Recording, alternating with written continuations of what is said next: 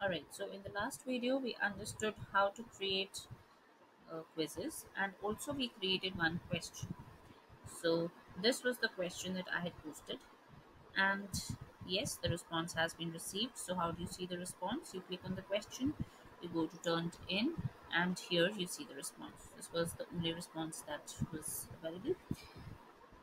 Then of course you can assign the person some marks. So let's say I give the person 5 marks, and then I click on return. Once I do that, what happens is the person receives an email and he is notified of the score that he has obtained. So this is a simple way to evaluate your questions. Now,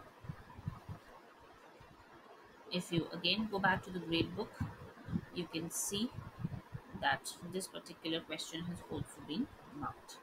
So this is how Google Classroom actually facilitates assignments, questions, quizzes, and you can do the entire assessment here with no difficulty. Now I'm going to move on to one last thing, and that is creating a rubrics.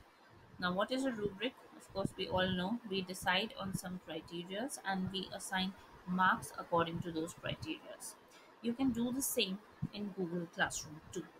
Now, how do you do it?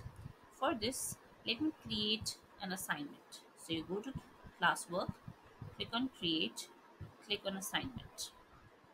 So let's say in this assignment, I want the student to write a character sketch of, let's say, Hamlet. It.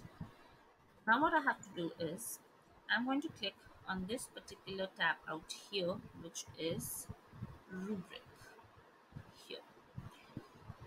So I'm going to click on this. Now there are three options: create rubric, reuse rubric, and import from sheets. So I'm going to create rubric now. Okay, so this is the rubric that I have. Now what you're able to see here is there are some criterions. So let's say, since I need a character sketch, this is a literary piece of work. So I decide on the first criterion as organization of the content that the person has written.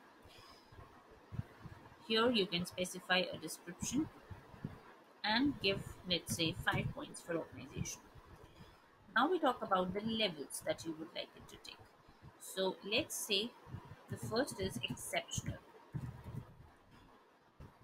So the total points in this case is 5. Let's say that if it's all coherent and precise, then you give the person 5 points. Now to add another level to it, what you do is click on this. Now let's say 4 points for, let's say, average or above average. So here you say yes, it is coherent, but let's say lacks transitions. So similarly, you can keep adding levels over here. Now if you like to add a criteria, then you click on this. So you add a criteria over here. So maybe you can say vocabulary usage, so on and so forth. So this is how you can create a rubrics, and what you just have to do is click on save. Of course, there are errors. Once you can create an entire rubric, you can save this and then you can grade your students accordingly. Great. So this is how you can work with Google Classroom. This is the small classroom that I have created. So to give a brief recap, first of all, we created a Google Classroom account. From the stream, you could see what all notifications come up. Through classwork, you could add material like videos or presentations or documents, assignments, so on, quizzes, and through the People's tab, you can see the list of teachers and students. And finally, through grades, you could maintain a gradebook.